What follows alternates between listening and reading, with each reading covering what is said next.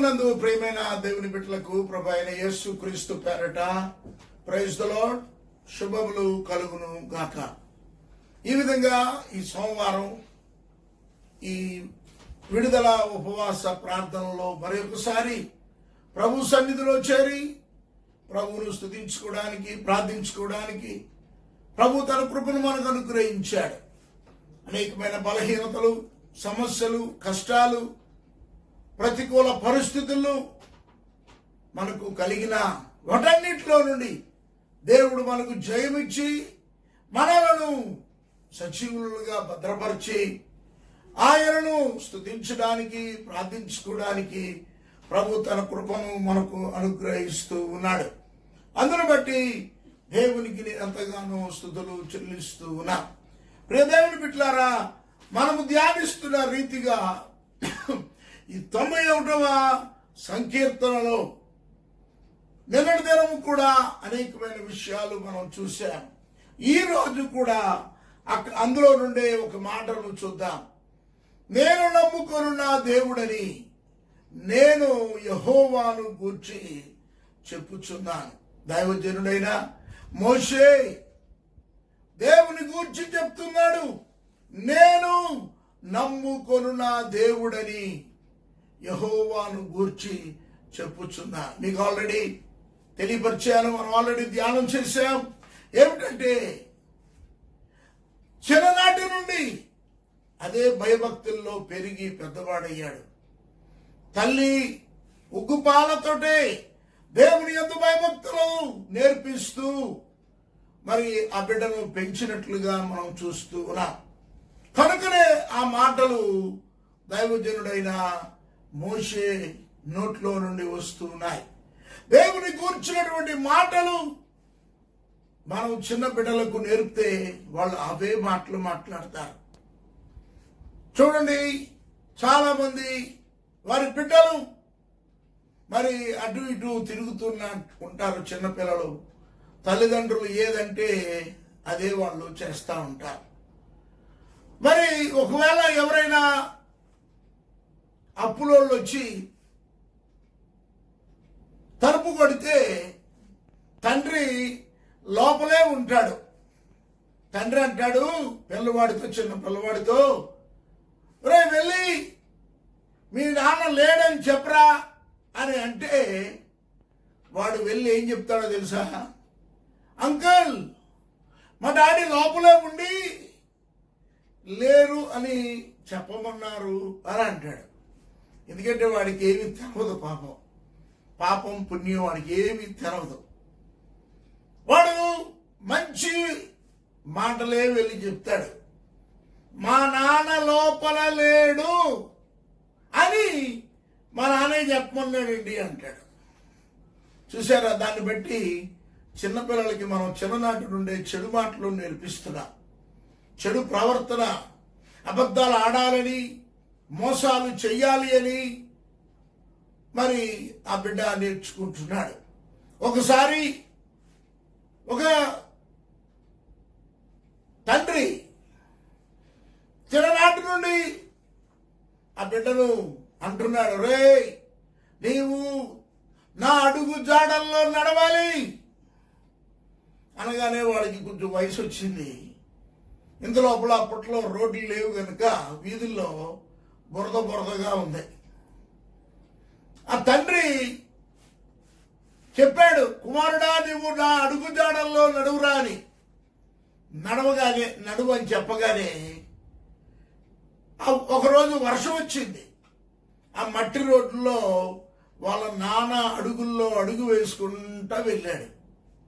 వాళ్ళ నాన్న ఒక కళ్ళు దుకాణం దగ్గర తప్ప తాగి పడిపోయి ఉన్నాడు. తండ్రి ఆ కుమారుడు చూసి మా తండ్రి ఏంటి ఈ స్థితిలో ఉన్నాడు, అదా బిడ్డలకు నేర్పవలసింది.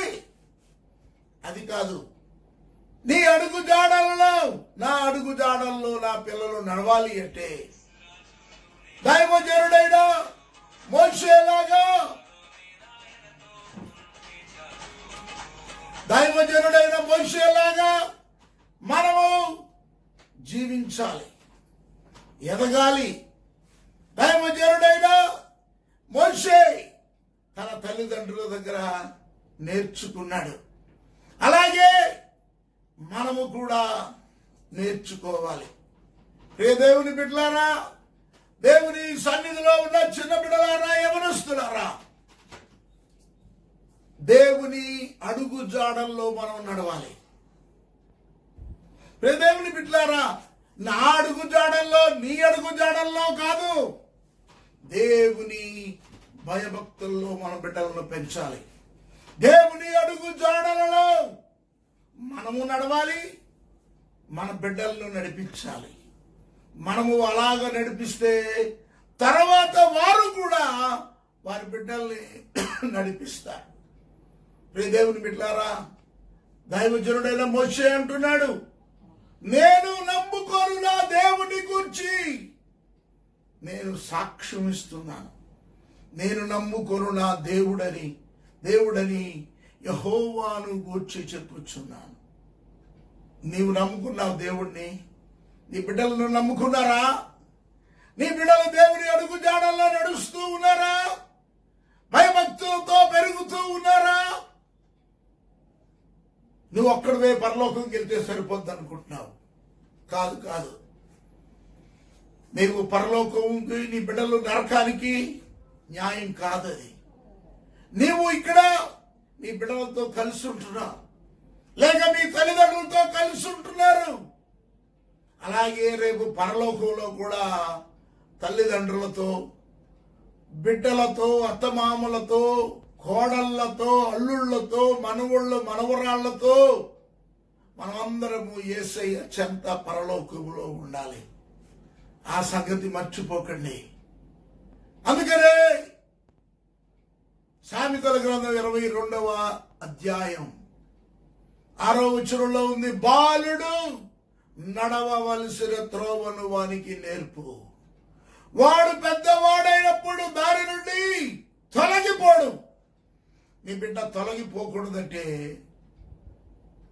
నీవు చిన్ననాటి నుండి దేవుని భయభక్తుల్లో వాడిని పెంచాలి. నీ అడుగు జాడల్లో నేను చెప్పింది చెయ్యి అని అనకూడదు. దేవుడు చెప్పింది చెయ్యాలి. వాక్యానుసారమైన జీవితాన్ని మన బిడ్డలకు నేర్పించాలి. దైవజనుడైన మోషే నేర్చుకున్నాడు కనుక యెహోవాను గూర్చి ఆయన చెప్తూ ఉన్నట్లుగా మనము చూస్తున్నాం. ఒకసారి దేవుని వాక్యాన్ని మనం చూశాము గత వారంలో. ఆయన యెహోవా అంటే శ్రద్ధ కలిగిన దేవుడు, శ్రద్ధ కలవాడను. ఇదే మోషేను దేవుడు పిలిచాడు 3వ అధ్యాయంలో. ఆయన అంటున్నాడు, నువ్వు వెళ్ళు. ఐగుప్తులో వాళ్ళు 430 సంవత్సరాలు బానిసలుగా ఉండి హింసలు అనుభవించారు, వెట్టి చాకరీలు చేశారు. వారి మొర నా సన్నిధికి చేరి ఉంది మోషే, నువ్వు వెళ్ళు.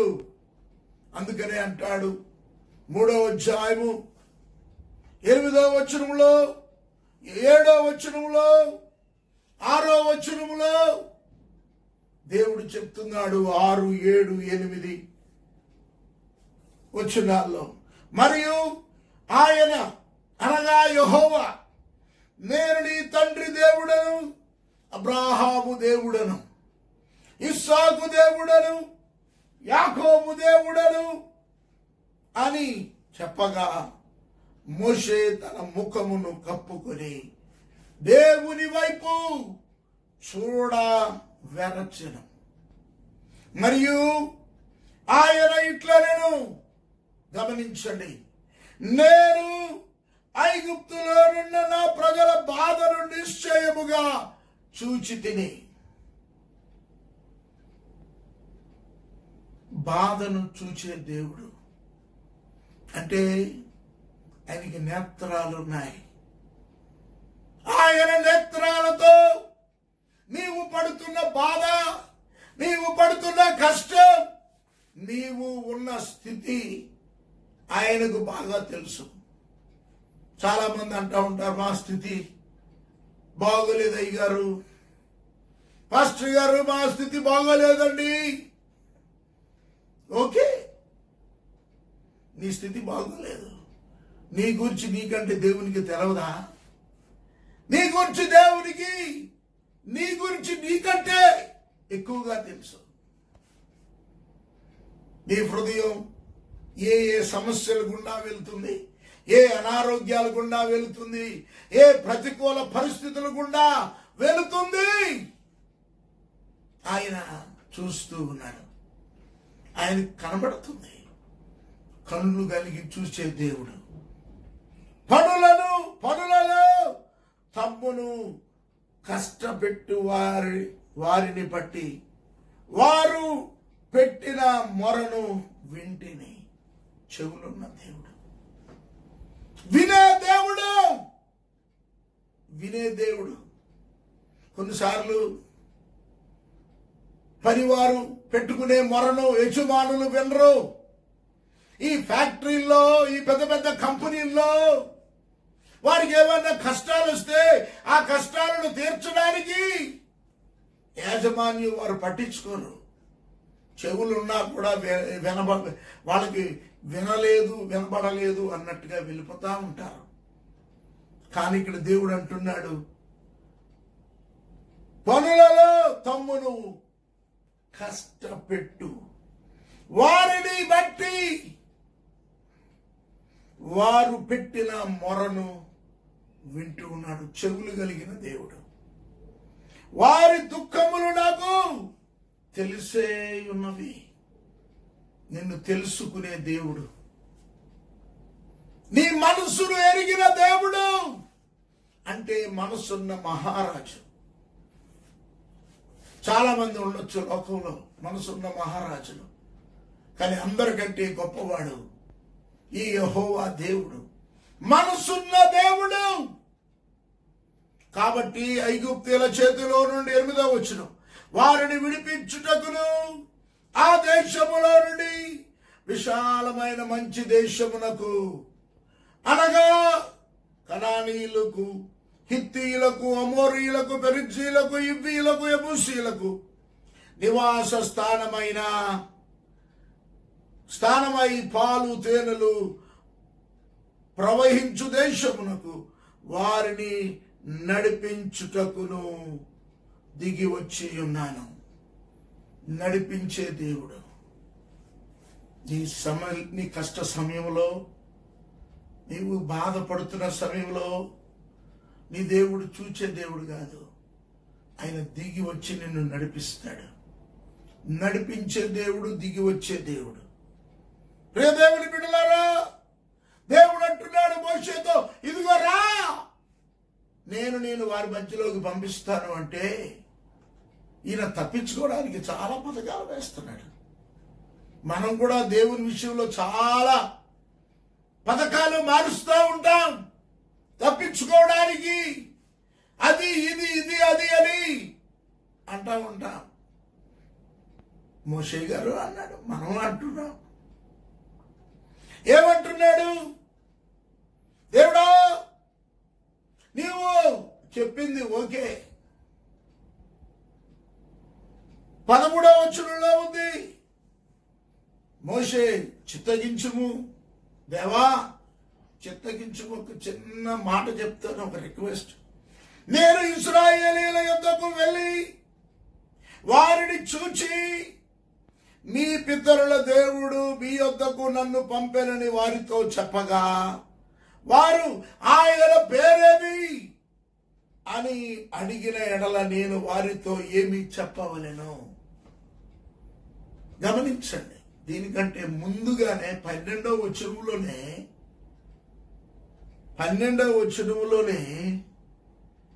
దేవుడు అంటున్నాడు, ఆయన నిశ్చయముగా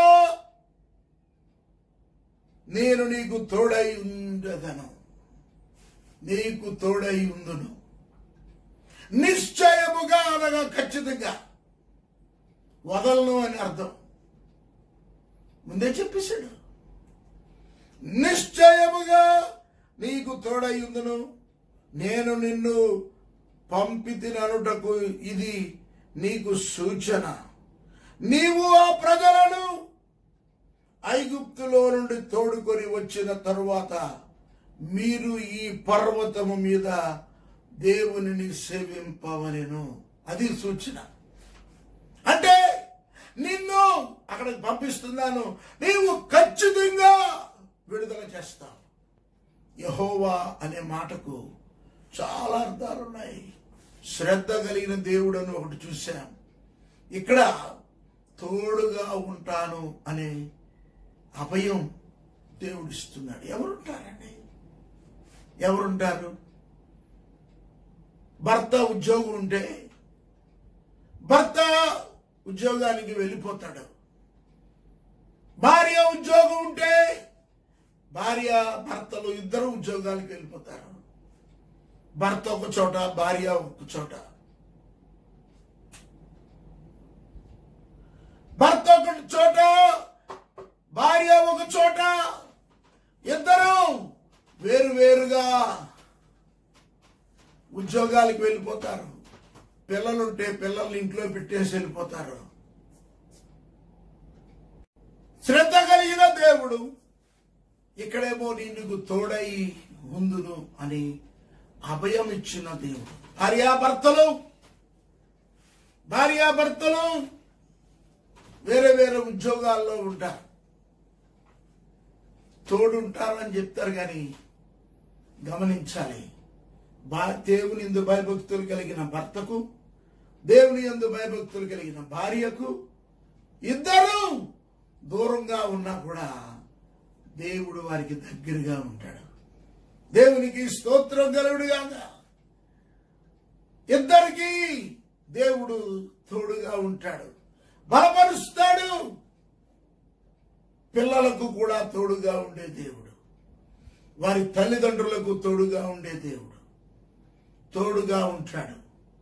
అందుకనే ఒక కీర్తనలో ఈ విధంగా ఉంది, దేవుడు మనకు ఎల్లప్పుడు, దేవుడు మనకు ఎల్లప్పుడు తోడుగానున్నాడు,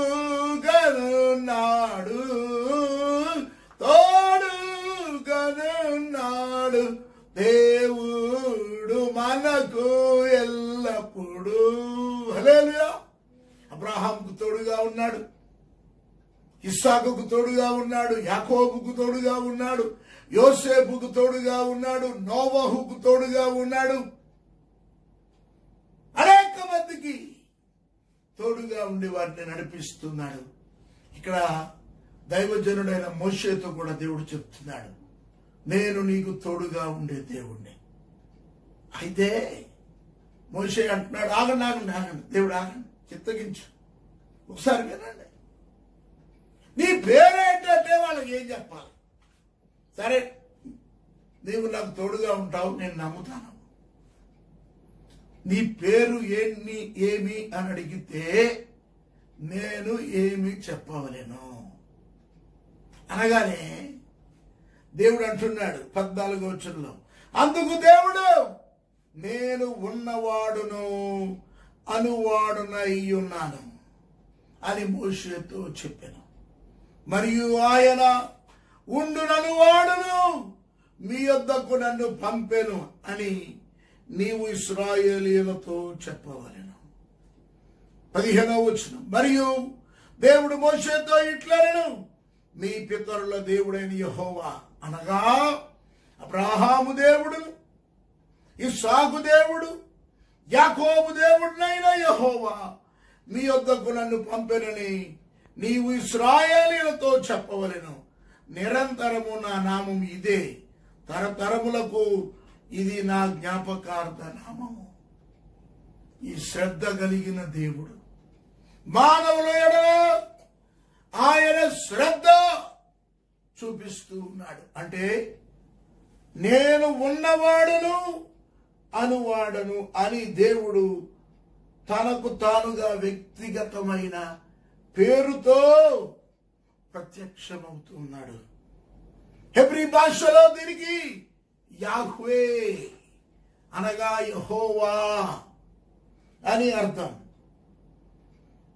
ఈ నామంలో ఒక కార్యాచరణను తెలియచేస్తుంది. ఏమిటంటే నేను ప్రత్యక్షంగా మీ దగ్గర ఉండే దేవుణ్ణి. బా, ఎవరండి ఇంత అభయం ఇచ్చేది? ప్రత్యక్షంగా నేను మీ యొద్ద ఉంటాను, మీకు అభయం ఇస్తున్నాను, మీకు అభయం ఇస్తూ ఉన్నాను. ప్రియ దేవుని బిడ్డలారా, నేను నీకు తోడుగా ఉండే దేవుడును అని ప్రత్యక్షంగా దేవుడు సెలవిస్తున్నాడు. యెహోవా అనే మాటకు ఉన్నవాడను అనువాడను, ఉండులను వాడను అంటే నేను ప్రత్యక్షంగా నువ్వు ఎక్కడికి వెళ్తే అక్కడ ఉంటాను. ఇశ్రాయేలీయులు ఎక్కడికి వెళ్తే అక్కడ ఉంటాను, వారందరితో నేను ఉంటాను అని అభయం ఇచ్చిన దేవుడు. ప్రియ దేవుని బిడ్డలారా, యాహువే యెహోవా అను పేరులో సహజంగా దేవుని సజీవమైన సన్నిధి దిగి రావడం, దినదినము తన ప్రజలతో ఉండి వారిని నడిపిస్తానని వాగ్దానం చేస్తున్నాడు. ఇది నమ్మదగిన ఆయన ప్రేమను, ఆయన శ్రద్ధను, తన ప్రజలను విమోచించాలి అని ఆయన కోరికను, వారితో సహవాసం కలిగి ఉండాలి అనేది దేవుడు తన ఆశను వ్యక్తపరుస్తూ ఉన్నాడు. నేను నీకు దేవుడనై ఉండునట్లు, నేను నీకు దేవుడనై ఉండునట్లు అని దేవుడు ఆదికాండం 17వ అధ్యాయం 7వ వచనంలో అబ్రాహాముతో ప్రమాణం చేస్తున్నాడు. 46వ కీర్తనలు అంటున్నాడు, నడు సముద్రములో పర్వతములు మునిగినను ఆ పొంగునకు నీవు భయపడవు, నేను నీతో ఉన్నాను. కోరహు కుమారుడు రాస్తున్నారు ఆ కీర్తన. ప్రియ దేవుని బిడ్డలారా, దేవుడు మనకు తోడు. ఆయన పుట్టినప్పుడు దేవదూతలు వచ్చి చెప్పారు, ఆయనకు ఇమ్మానుయేలు అని పేరు పెడదు. ఇమ్మానుయేలు అను మాటకు భాషాంతరములో దేవుడు మనకు తోడు అని అర్థం. ఆయన నీకు తోడు. ప్రియ దేవుని బిడ్డలారా, ఆయన మనలను విడిచిపెట్టే దేవుడు కాదు. ఆయన తన్ను తాను మనకు ప్రత్యక్షపరుచుకున్నటువంటి దేవుడు. ఆదికాండము 2వ అధ్యాయము 4వ వచనములో ఆయన గొప్పతనాన్ని, ఆయన ప్రభావాన్ని గురించి ధ్యానం చేశాం. ప్రియ దేవుని బిడ్డలారా, నిర్గమాకాండంలో చూశాం. అలాగే యెషయా గ్రంథము 53వ అధ్యాయము 1 నుండి 6వ వచనం వరకు మనం చూద్దాం. యెషయా గ్రంథము 53వ అధ్యాయము 1వ వచనము నుండి 6వ వచనం వరకు. మేము తెలియచేసిన సమాచారము ఎవడు నమ్మెను? యెహోవా బాహువు ఎవరికి బయలుపరచబడెను? అంటే యెహోవా అనగా శ్రద్ధ కలిగిన దేవుడు. 5-6 వచనాలు, మన అతిక్రమములను బట్టి అతడు గాయపరచబడెను, మన దోషములను బట్టి నలుగొట్టబడెను, మన సమాధానార్థమైన శిక్ష అతని మీద పడెను, అతడు పొందిన దెబ్బల చేత మనకు స్వస్థత కలుగుచున్నది. మనమందరము గొర్రెల వలె త్రోవ తప్పిపోతిమి, మనలో ప్రతి వాడును తనకిష్టమైన త్రోవకు తొలిగెను. యెహోవా మన అందరి దోషమును అతని మీద మోపాను. యేసు ప్రభువు గురించి ప్రవచన వాక్యం ఇది. 53వ అధ్యాయం అంతా కూడా యేసు ప్రభు జీవిత చరిత్రను మన కళ్ళ ముందు పెడుతుంది. ప్రియదేవుని బిడ్డలారా, గమనించండి, ఇక్కడ ఉన్నటువంటి ఈ మాటలన్నీ కూడా ఎంతో ఆసక్తికరం. బైబిల్ అంతా కూడా, క్రైస్తవ్యం అంతా కూడా ఈ యెషయా గ్రంథం 53వ అధ్యాయం మీద బేస్ అయి ఉన్నాయి. That is the centre of the Bible. అంటే సెంటర్ అంటే మధ్యలో అనుకోకండి. ఆ అధ్యాయం మీద ప్రతిదీ ఆధారపడి ఉంది. ఆయన ఎంత శ్రద్ధ చూపిస్తున్నాడంటే, మన అతిక్రమములను బట్టి అతడు గాయపరచబడెను,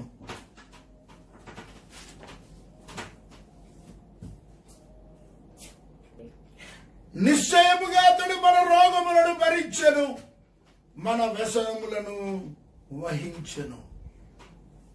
ఆయనను మొత్తబడిన వానిగాను, దేవుని వలన బాధింపబడిన వానిగాను, శ్రమ నొందిన వానిగాను మనం అతనిని ఎంచితిమి. అంటే ఎంత శ్రద్ధ ఉందో ఆలోచించు. దేవునికి, యేసు ప్రభువుకి మన ఎడల, మన మీద ఎంత శ్రద్ధ అంటే అది మానవాతీతం. మానవుడికి అర్థం కాదు. మనం ఎంత అనుకుంటామో అది తక్కువే. శ్రద్ధ కలిగిన దేవుడు. రే దేవుని బిడ్డలారా, ఇంకా అనేకమైన విషయాలున్నాయి యెహోవా గురించి. అవి తర్వాత మనం ధ్యానం చేద్దాం. భక్తుడైన మోషే అంటున్నాడు, నేను నమ్ముకొను నా దేవుడిని, నేను యెహోవాను గురించి చెప్పుచున్నాను. నువ్వు చెప్పగలవా? నువ్వు నమ్ముకున్న దేవుడు అని యేసు ప్రభు గురించి చెప్పగలవా? ఒకవేళ ఎవరన్నా అధికారులు నీ ఇంట్లోకి ఎంక్వైరీ కొరకు వస్తే, యేసు ప్రభు క్యాలెండరు, వాక్యాలతో ఉన్న క్యాలెండరు, బైబిల్ ఇక్కడ అక్కడ తీసేసి పక్కింటోళ్ళకో ఎవరికో ఇచ్చేసి, నేను యేసు ప్రభుని నమ్ముకోలేదండి అని అంటావా? ప్రియ దేవుని బిడ్డలారా, ఈరోజు ఉదయమే ఒక ఉపమానం విన్నాను. ఒక దేశంలో ఒక రాజుగారు ఒక ఆయన్ని పిలిచాడు, క్రిస్టోఫర్ అన్నటువంటి ఒక ఆయన్ని. అతడు యేసు ప్రభుని నమ్ముకున్నాడు. ఆ రాజుగారికి యేసు ప్రభు అంటే ఇష్టం లేదు. అయితే ఇతను, ఈ క్రిస్టోఫర్ అనే ఆయన యేసు ప్రభుని నమ్ముకున్నందు చేత అతనికి మరణశిక్ష వేశాడు. పలానా రోజున నీకు శిరచ్ఛేదనం చేస్తున్నాను, ఉరివేస్తున్నాను అన్నాడు. అయితే నేను ఒక పని చెప్తాను, ఆ పని చేయి. నీవు ఆ పని చేయగలిగితే నీకు ఉరిశిక్ష తప్పిస్తాను అని అన్నాడు. ఏమిటంటే, కళ్ళకు గంతలు కట్టేసి ఒక కోపాలో తెల్ల గోలికాయలు, ఇంకొక పాత్రలో నల్ల గోలికాయలు వేశాడు. గంతలు కట్టేసి, నీవు తెల్ల గోలి తీస్తే నిన్ను బ్రతకనిస్తాను అని. అప్పుడు ఇతడు ఆ 2 బోల్స్లో ఉన్నటువంటి గోళీలు కింద పెట్టి ఆ నల్లయి ఒక దగ్గర వేశాడు, పైన ఇంకో గిన్నెలో నల్లయి వేశాడు, ఆ పైన తెల్ల గోళీలు వేశాడు. ఆ తెల్ల గోళీ ఏది, ఏ పాత్రలో, ఏ గిన్నెలో మొదటగా తీసినా తెల్ల గోళీయే వస్తుంది. తెల్ల గోళీ తీశాడు. అతడు రక్షింపబడ్డాడు. అంటే తెలుపు అనేది పరిశుద్ధ గ్రంథంలో పరిశుద్ధతకు సాదృశ్యం. నీవు పరిశుద్ధంగా ఉంటే నీ జీవితంలో నిన్ను దేవుడు ప్రతి విషయంలో నుండి రక్షిస్తాడు. ఏ తెగులు నీ ఇంటికి రాదు, ఏ కరోనా నీకు రాదు, ఏ అపాయము నీకు రాదు. ఆయన నిన్ను అన్నిటి నుండి తప్పించి నడిపించే దేవుడై ఉన్నాడు. ప్రియ దేవుని బిడ్డలారా, అధైర్యపడద్దు, కృంగిపోవద్దు, జడియద్దు. చక్కగా జాగ్రత్తలు తీసుకోండి. దేవుని వాక్యాన్ని వినండి, ప్రార్థనలో గడపండి, విశ్వాసముతో ముందుకు సాగిపోండి. దేవుడు మనలను దీవించి నడిపిస్తాడు. నీవు నమ్ముకునే దేవుడు శ్రద్ధ కలిగే, నీ మీద శ్రద్ధ చూపించే దేవుడు, నిన్ను యథార్థంగా ప్రేమించే దేవుడు. ఆయన వలె ఇక ఎవ్వడో నిన్ను ప్రేమించుడు ఈ భూమి మీద కాదు, ఎక్కడ ఎవ్వడో ప్రేమించుడు. నీ బంధువులు, నీ అన్నదమ్ములు, యేసును ఎరగని వారు ఎవ్వరు నిన్ను ప్రేమించరు. యేసును ఎరిగిన వారు యేసు ఎలాగ నిన్ను ప్రేమిస్తాడో అంత ప్రేమించలేరు. గాని యేసు ప్రేమను బట్టి ఒకరినొకరు ప్రేమించుకోవాలి. కనుక ప్రియ దేవుని బిడ్డలారా, దేవుని సన్నిధిలో ఉన్న మనము ఆయనను ప్రేమించబద్దులమై ఉన్నాం. ప్రేమిద్దాం, ఆయన కొరకు జీవిద్దాం, ప్రార్థన చేసుకుందాం. దయచేసి అందరూ కళ్ళు మూసుకోండి. పరిశుద్ధుడా, ప్రేమ కలిగిన తండ్రి, నీ పరిశుద్ధ నామమునకు స్తోత్రాలు, వందనాలు, స్తుతులు చెల్లిస్తూ ఉన్నా. ఇదిగో ఈ సమయంలో దేవా, మేము నమ్ముకునే మా దేవుడవైన యెహోవా, మా మీద శ్రద్ధ చూపే యెహోవా, మా గాయముల నిమిత్తమై, మా రోగముల నిమిత్తమై, మా వ్యసనముల నిమిత్తమై, మా పాపముల నిమిత్తమై, ఏ పాపమెరుగని నీవు కల్వరి సిలువలో, కల్వరి కొండ మీద సిలువలో మా కొరకు వేలాడి మాకు రక్షణనిచ్చారు. ఎంత గొప్ప దేవుడవయ్యా తండ్రి. మేము అడగకపోయినా మా మీద శ్రద్ధ చూపించే దేవుడు. మేము నిన్ను మొదట్లో నమ్ముకోకపోయినా నీవు మమ్మలను చూచే దేవుడు, మనసు కలిగిన దేవుడు, నడిపించే దేవుడవు, బలపరిచే దేవుడవు, విడిపించే దేవుడవు, గొప్ప దేవుడవయ్యా. నీ వంటి వాడు ఎవరున్నారయ్యా లోకంలో? నీవు గొప్ప దేవుడు, గొప్ప దేవుడుగా ఉంటూ రుజువుపరుచుకోండి తండ్రి. కరోనాతో బాధపడుతున్న బిడ్డలను కరుణించండి, ముట్టి స్వస్థపరచండి, విడుదల దయచేయండి. మంచి ఆరోగ్యం, బలమును, శక్తిని నీ బిడ్డలకు అనుగ్రహించి మీరు మహిమ పొందవలసిందిగా వేడుకొనుచున్నాం. ఎవరెవరే అవసరతలతో ఉన్నారో వారి అవసరతలను తీర్చండి ప్రభా.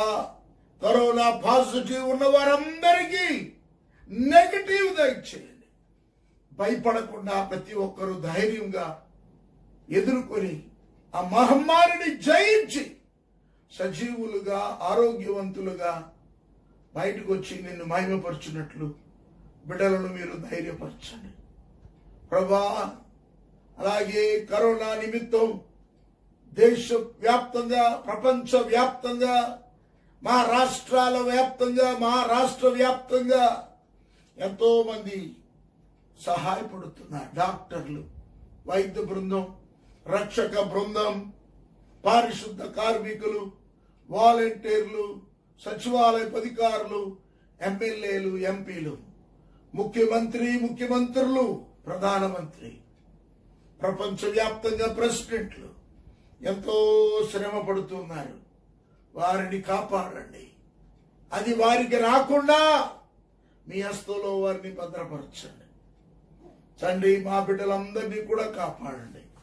అనారోగ్యంతో ఉన్న బిడ్డలను మీరు ముట్టి స్వస్థపరిచి ఆరోగ్యం దయచేయండి తండ్రి. మా బిడ్డలు కొంతమంది అనారోగ్యంతో ఉన్నారు, సీమోన్ గారిని, అలాగే ఖాతేరులో ఉన్న జోసెఫ్ గారి కుమారుడు సాల్మన్ని, అలాగే పిల్లి ప్రసాదును, నా దేవా ధనరాజును, అతని భార్యను, వారి బిడ్డలను మీరు కాపాడి నడిపించండి ప్రభా. చాలా మంది బిడ్డలకు టెస్ట్ చేసుకుంటే నెగిటివ్ ఇచ్చారు. అందుని బట్టి నీకు స్తోత్రాలు. బిడ్డలను దీవించి ఆశీర్వదించండి. మీ దయ కలిగిన స్థులో మమ్మల్ని భద్రపరచండి. దేవాని దాసురాలి నన్ను, ఇక్కడున్న ప్రతి ఒక్కరిని మీరు దీవించి ఆశీర్వదించి మీ సేవలో బలంగా వాడుకోనండి. మా బిడ్డలందరినీ దీవించండి.